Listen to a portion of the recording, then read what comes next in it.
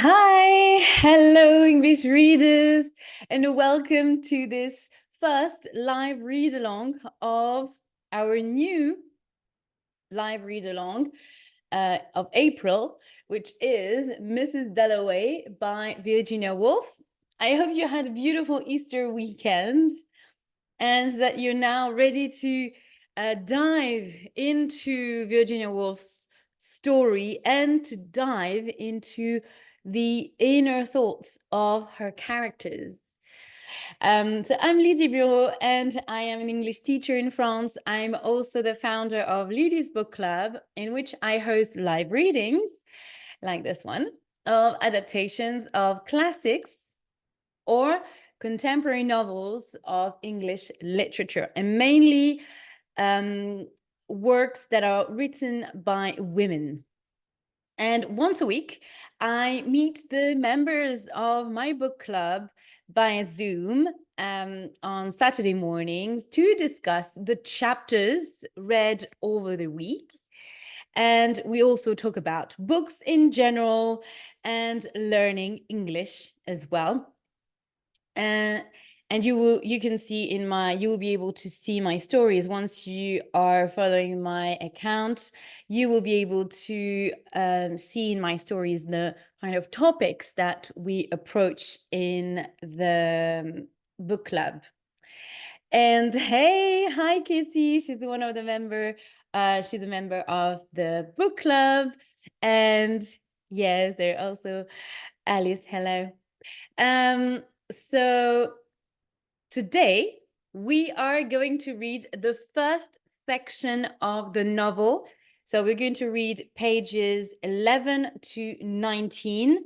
So as I mentioned in the live podcast that will be available next week, it's the introduction to Virginia Woolf and Mrs. Dalloway. The book is not divided in chapters because it is the story of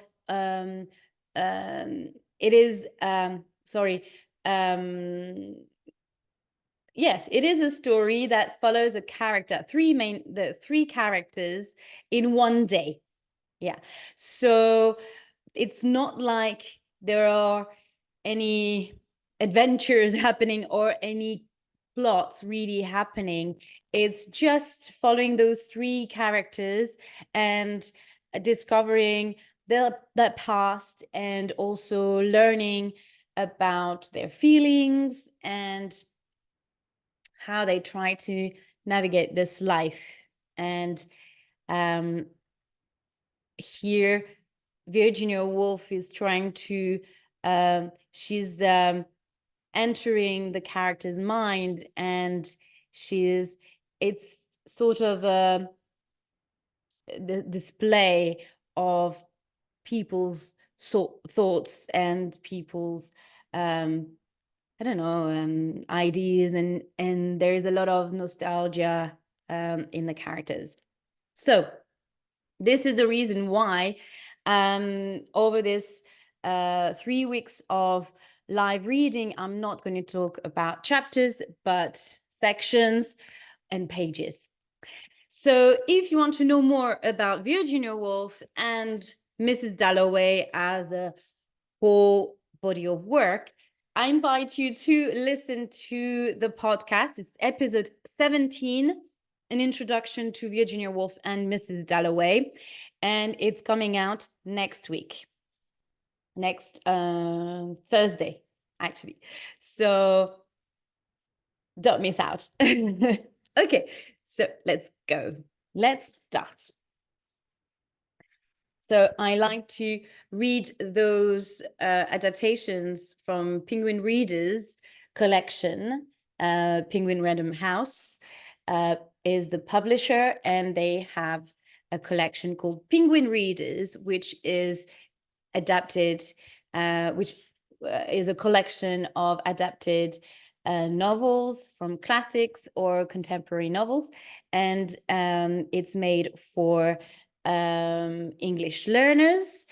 And this novel, this adaptation is for B2 English learners, which is upper intermediate level. Okay, so it's at the very end of, so if you can see here, it's the very last level of the adaptations. After that, it means that you have an advanced level in English, and you should be able to read native speakers' books, and maybe other adaptate, or yeah, a higher level. So they don't do C1 basically, because at that stage you should be able to have enough vocabulary to maybe not real classical, but maybe some adaptations that are in between this book, this adaptation, and the original book, basically, because you can find simplified text as well online and in libraries. Right. So that being done, so in this adaptation, in these adaptations, you will find the notes on the story. So that will be very helpful for you to read. I'm not going to read that. So I invite you to read the note about the story. I actually inspired myself with these notes in my podcast, because there were very simple structures and it was a nice way to introduce the story. So I've learned also a lot of details about the story and Virginia Woolf. So I invite you to read the note about the story, which is quite extensive for this novel. And then you have before reading questions that I'm going to skip and get started straight away with the first section. And here you can see a map of London, because the story is happening in London. And you can see the main places in London. So you're going to find, so you will find here Westminster, which is where Clarissa Dalloway lives with her rich husband, living in their rich house. And they're beautiful. And then you've got Buckingham Palace. So you can see Westminster, the very heart of London, is the political scene here. So you've got Westminster here and Buckingham right here. And then you've got St. James Park and the House of Parliament. So Westminster is just right next to the House of Parliament, which is the place where all the members of the Parliament gather to vote the new laws, and it's where there is the House of Commons, where you have the Prime Minister who attends the different meetings every week. Okay, so let's start Mrs. Dalloway.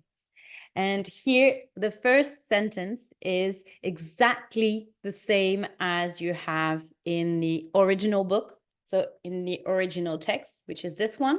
So this is the story. That's the original book.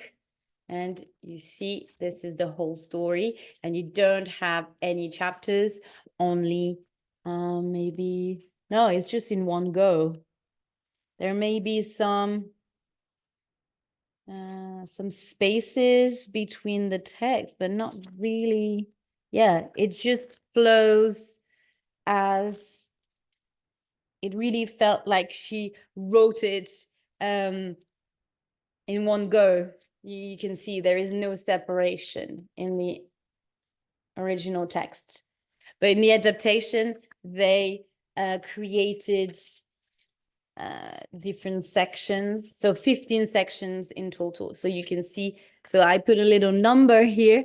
So it would be easier to find, so you see, to kind of divide the reading. So you can see that those separations don't appear in the original text.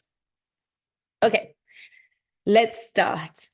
Mrs. Dalloway said she would buy the flowers herself. So it's exactly the same sentence in the text, in the original text. And it says so much just by this sentence. For Lucy had more than enough to do. The doors would be taken off for the party. Rumpelmayer's men were coming to do it. And then, thought Clarissa Dalloway, what a morning, fresh as if presented to children on a beach. So there are a lot of images. What fun, what a plunge. Well, that's how it had always seemed to her when she had thrown open the French windows at Burton and plunged into the open air. So Burton is this childhood place in the countryside where Clarissa grew up. And it's completely made up. It doesn't exist in real life. It was stiller, quieter than this, of course. How fresh, how calm the air was in the early morning, like the kiss of a wave, cool and sharp. And yet it was solemn for a girl of 18, as she had then been. Standing there and feeling that something awful was about to happen. She was looking at the flowers, at the trees with smoke rising through them, at the birds rising and falling. She was standing and looking until Peter Walsh said, "Daydreaming among the vegetables?" Was that it? Or did he say, "I prefer men to cauliflowers"? Was that what he said? He must have said it early one morning when she had gone out into the garden. Peter Walsh. He would be back from India soon. June or July, she forgot which, for his letters were awfully dull. It was his saying that one remembered. And his eyes, his pocket knife, his smile, his moods. And how strange it was when millions of things had disappeared. To remember a few sayings like this about cabbages. She paused at the edge of the pavement, waiting for a van to pass. A charming woman, her neighbor, Scrop Purvis. Very funny names here. Scrope, or Scropey, maybe. Scropey Purvis, thought her, knowing her as one knows the people who live next door in Westminster. She was like a bird, blue-green, light, full of life, though she was over 50, and he noticed that her hair had turned very white since her illness. There she stood, waiting to cross, perfectly upright, never seeing him. Having lived in Westminster so long, was it 20 years ago now, or more? Hi, Pedro. Welcome to the live reading. I hope you're well. Clarissa felt the beat of calm, a pause, but that might be her heart affected by influenza, the doctors had told her. Before Big Ben sounded. There, first a warning, musical, then the hour, final. We were such fools, she thought, crossing Victoria Street, for loving life so much. These crowds, this noise, this movement, carriages, motor cars, vans, bands playing in the parks, and the strange high singing of some airplane up above. That was what she loved. Life, London, this moment of June. I'm good, thank you. For it was the middle of June. The war was over, except for someone like Lady Bexborough, who had opened a church fete, they said, with the telegram in her hand. John, her favourite, was killed. Her favourite son, probably, was killed. But it was over. Thank heaven it was over.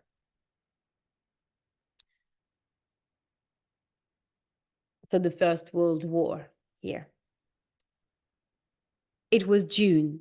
The king and the queen were at Buckingham Palace, and everywhere, though it was still so early, there was a stirring of life, wrapped in the soft grey-blue morning air.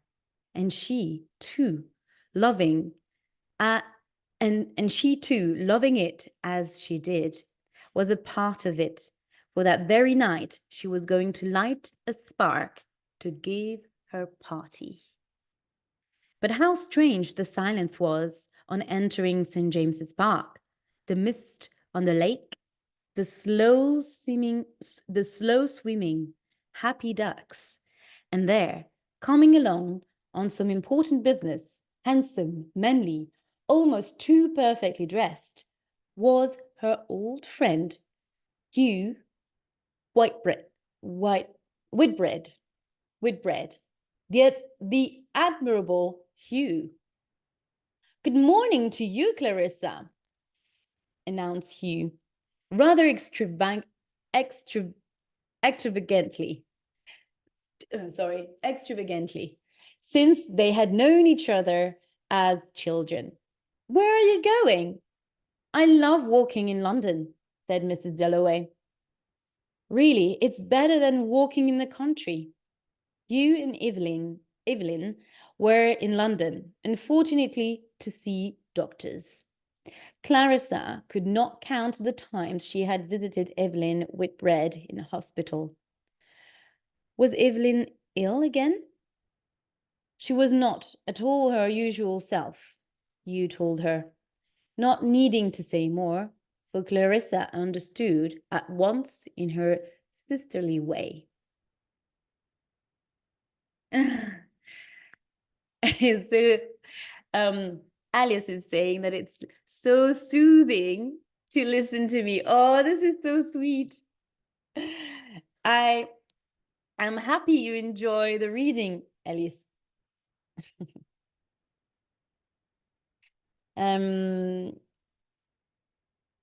So for Clarissa understood at once in her sisterly way. At the same moment, she felt oddly aware of her hat. Perhaps it was not right for the early morning. Was that it? For you always made her feel like a girl of 18. As he moved on, raising his own hat rather extravagantly and promising to come to her party. He might be only a little late after the garden party at Buckingham Palace, but she always felt attached to him, having known him so long and thought him a good man in his way, though Richard was nearly driven mad by him. As for Peter Walsh, he had never to this day forgiven her for liking Hugh. She could remember scene after scene at Burton, quarrelling with Peter. Quarrelling is arguing with Peter.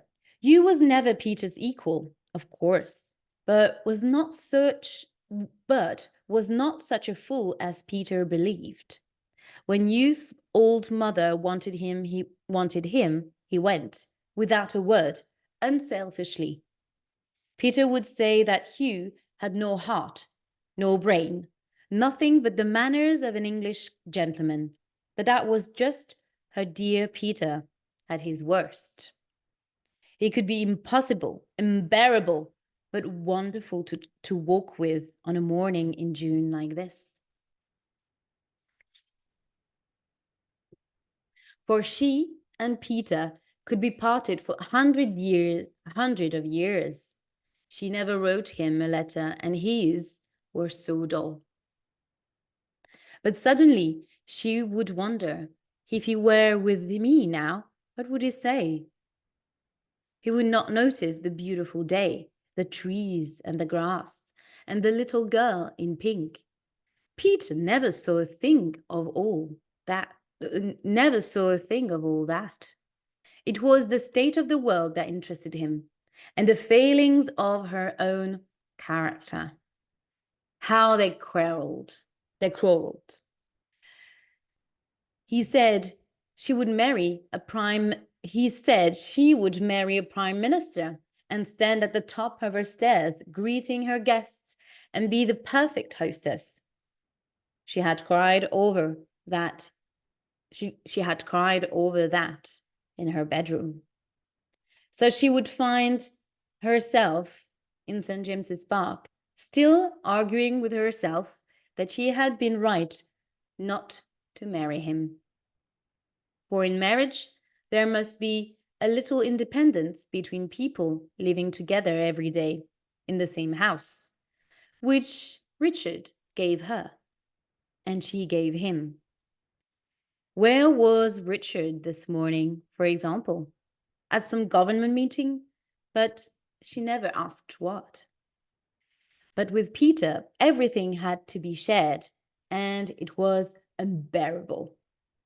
When it came to that scene in the garden by the fountain, she had to break with him, or they would both have been destroyed. Though she had felt the pain for years, like an arrow in her heart. Then there had been the horror of hearing at a concert that he had married a woman he met on the boat going to India. Never would she forget all that. Cold and heartless, he had called her. She would never understand how he cared, he said. And there was no need for her to waste her pity.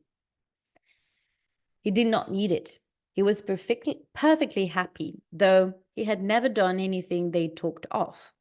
His whole life had been a failure. It made her angry still. She had reached the park gates. She stood for a moment looking at the buses in Piccadilly. She would not say of anyone in the world now that they were this or were that. She felt very young at the same time incredibly old. She had a lasting feeling as she watched the taxi cabs of being far out to sea and alone.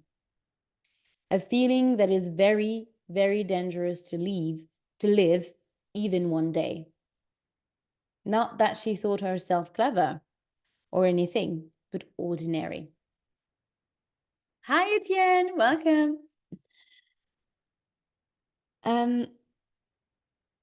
She knew nothing, no languages, no history. She hardly ever read a book except in bed. Yet she was completely fascinated by all this life passing before her. And she would not say of Peter or of herself, I am this, I am that. Her only gift was knowing at once what people were like. She thought, walking on. She remembered the house at Burton, full of people, lit up for parties at night. She remembered her sister, Sylvia, and Sally Seton. Such crowds of people dancing all night. But everyone remembered what she loved was this, here, now, in front of her. The fat lady in the cab. Did it matter then? She asked herself, walking towards Bond Street, that one day all this must go on without her? Did she mind? Or was it comforting to believe that death was an end. But still, she believed that here, there, in the streets of London, somehow she survived. Peter survived. She was part of the trees at home, of the house there, of the people she had never met, laid out like a mist between the people she knew best. Her life, herself, spread far. But what past was she dreaming of as she looked into the bookshop window, reading Shakespeare's poem about death in the open book? Fear no more, the heat of the sun.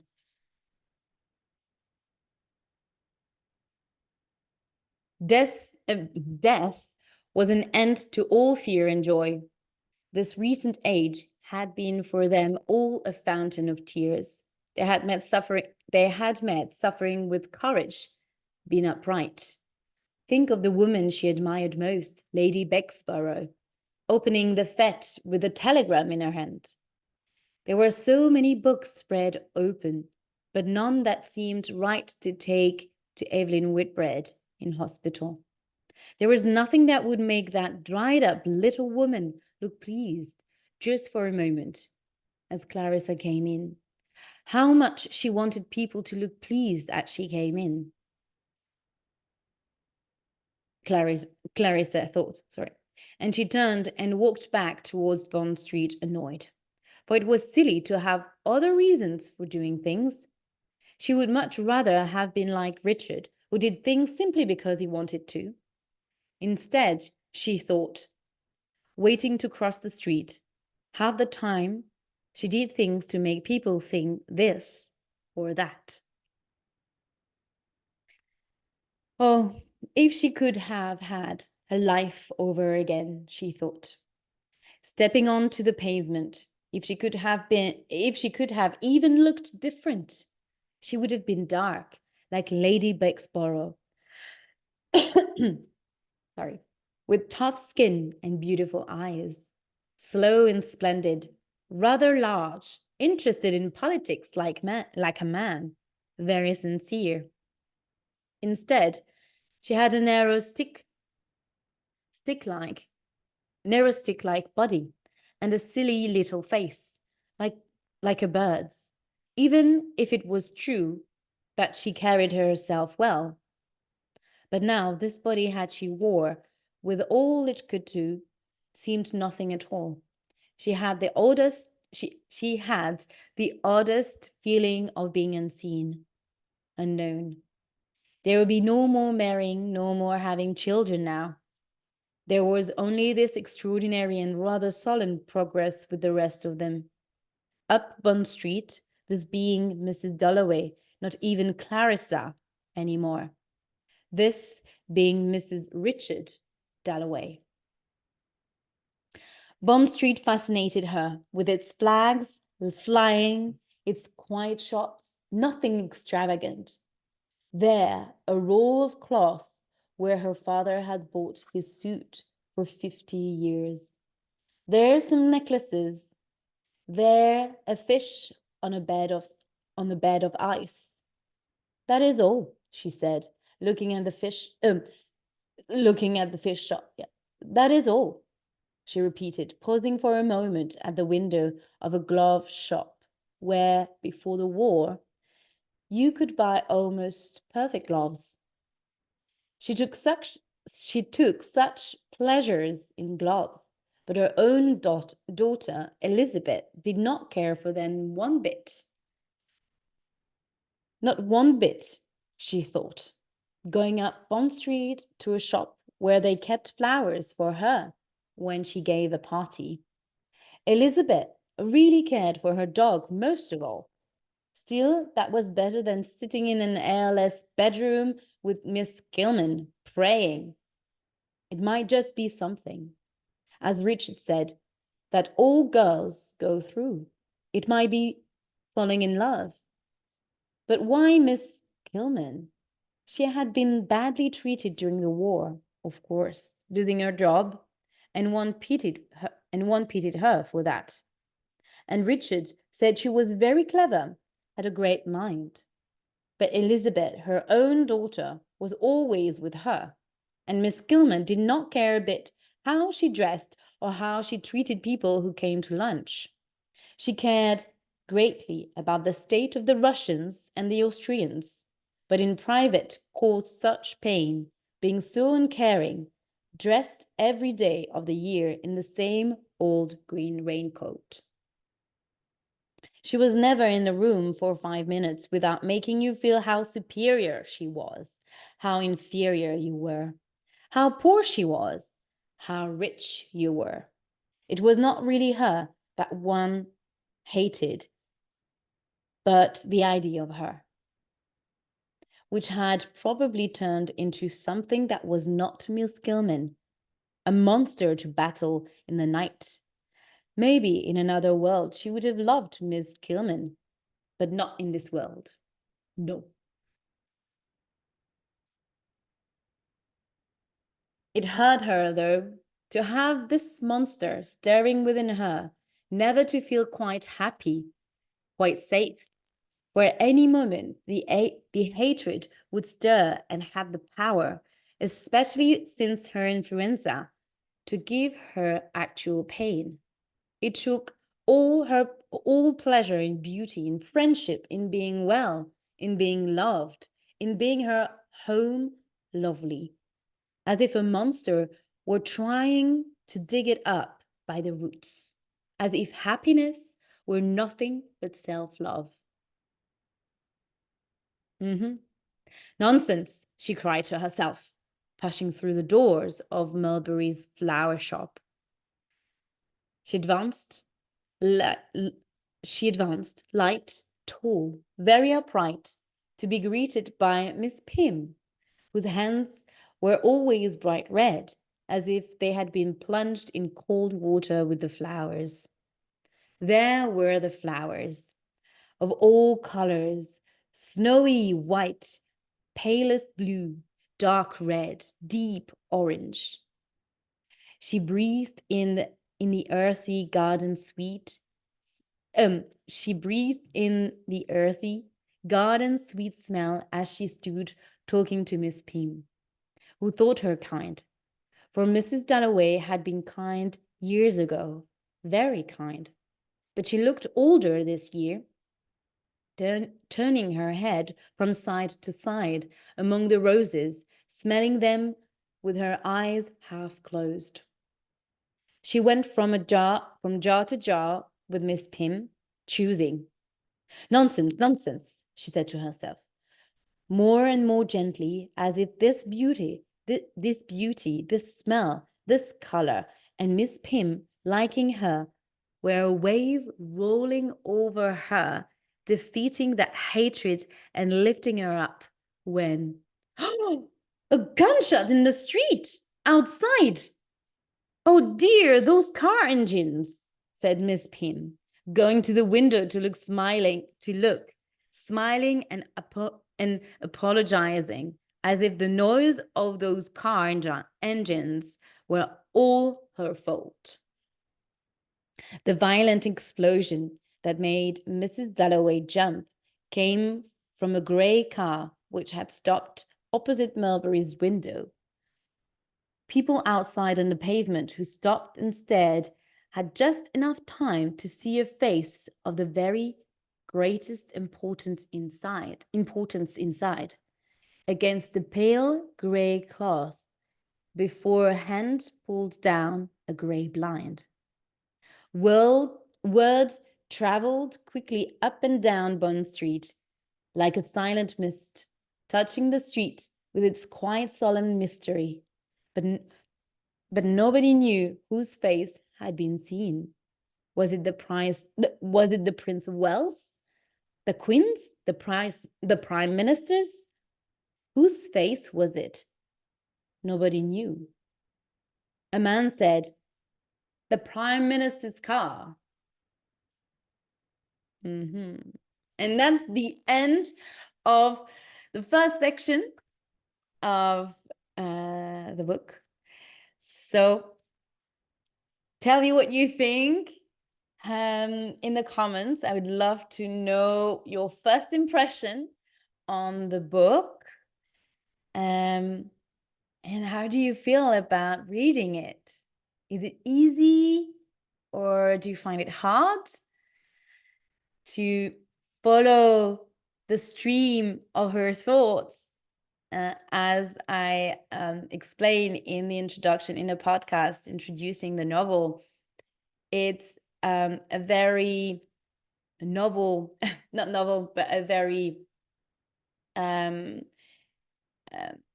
very new way of writing. It's part of this novel is part of the modernism movement, and the fact of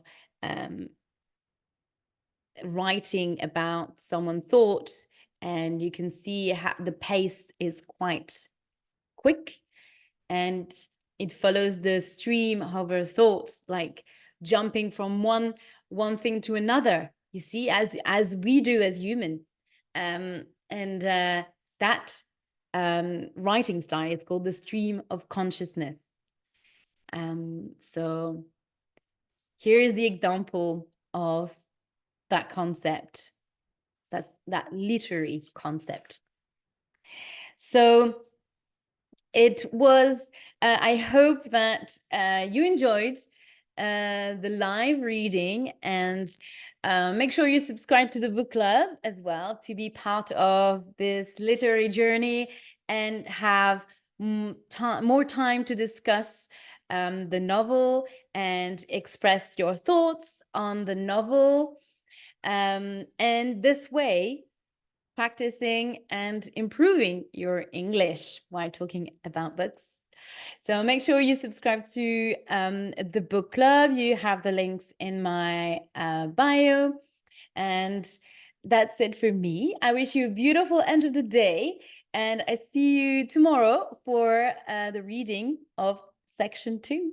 Bye.